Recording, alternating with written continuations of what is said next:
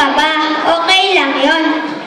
We will spend more time with beloved families, ang ating mga mommies, daddies, lolos, and lolas, lahat sila. And besides, magkikita pa naman tayo next school year. Tama ka. Hindi na pala ako dapat maging malungkot.